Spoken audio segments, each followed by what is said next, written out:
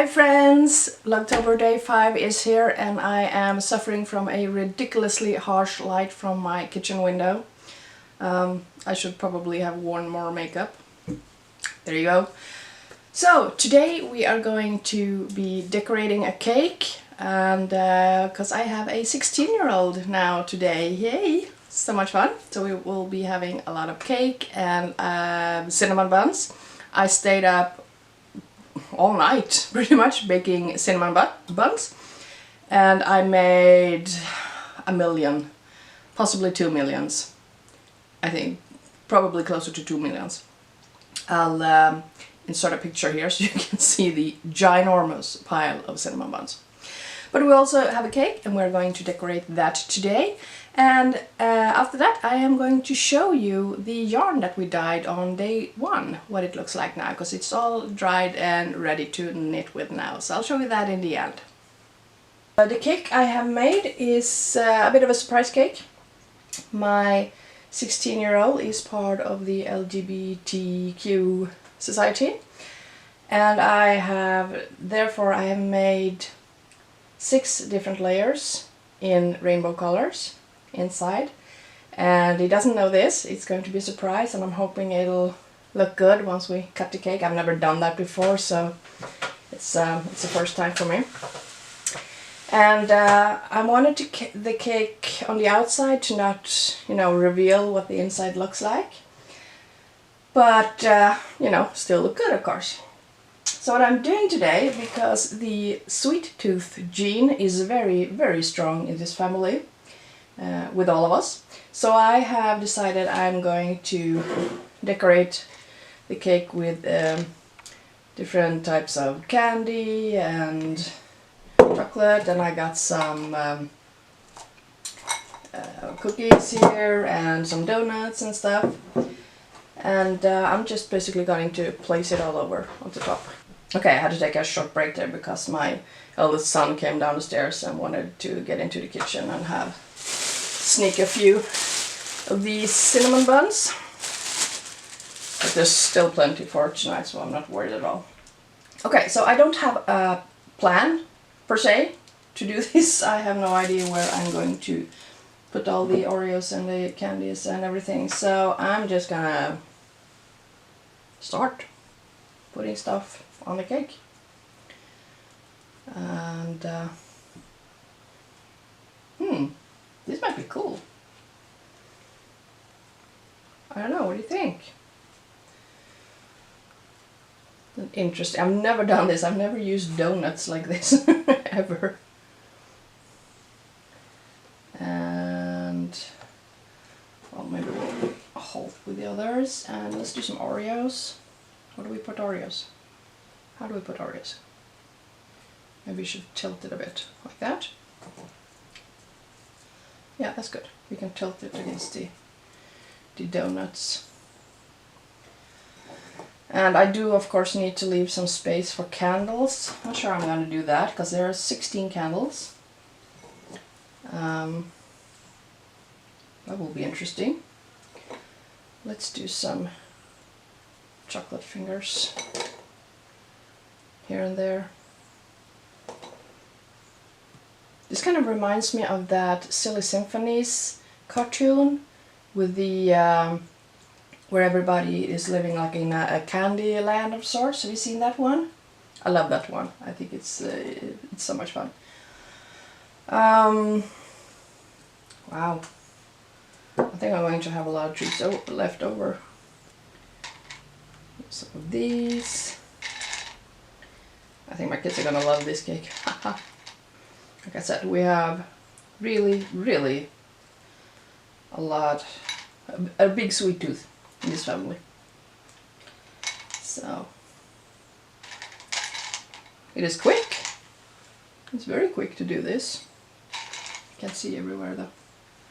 Kind of blocked my own view over there. Just add some there.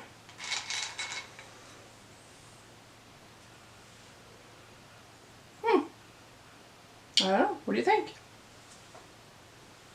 I'm not sure how I'm going to fit 16 candles into this, but yeah, Who knows? You know what? I think that's fine. I think they are going to just be all over it because of all of the treats up top of the cake. And then it'll be an added surprise to find out what is actually inside. I was contemplating doing some decor on the sides as well, but I think I'm going to skip that. Yeah, I am.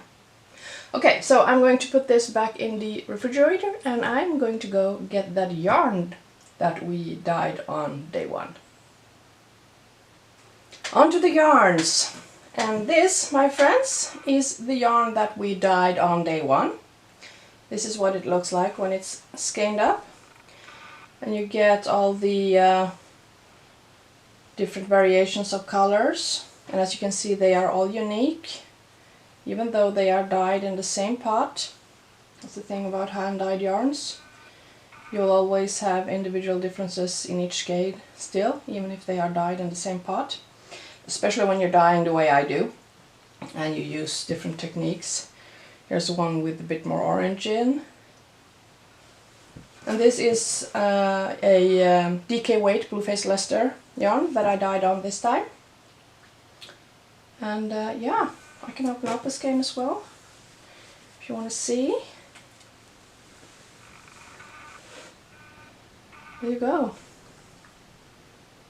It looks like that. And I thought I would also show you, I'm just going to skein this back up. I would also show you what it looks like on other qualities. This is a fingering weight, also the same colorway, same colors that I dyed. I call this one Autumn Leaves. As you can see, this one is about that turned out quite light. There's a lot of yellow in this, and that happens sometimes. You get bigger changes like that. And I also dyed this yarn on chunky weight. And this one I actually do still have some skeins in my web shop, which I can link that below if you're interested. It's chunky weight. And I thought I would also show you, I have an ongoing project. This is a design that I'm working on. This is that same yarn in fingering weight when knit up. This is the fabric, and what I'm doing here, since this is hand-dyed yarns and it's a huge project, I'm needing several skeins. I have alternated skeins, and in this particular case I did alternate a skein that was fairly light, like this one, with a skein that was quite a lot darker, I think more like this one, except fingering weight. So, something like that. And so you get sort of a striping effect as well. And here I have, oh, I'm making a mess here. If you see here, I do have, doing bust darts, and if you can see, I have a section here that is less stripy. I don't know if you can tell, right here. And that is knit with just one skein. So that's what the fabric looks like. And this is one of my favorite colors. I have 3 favorite colors of the ones that I dye myself, and this is definitely one of them.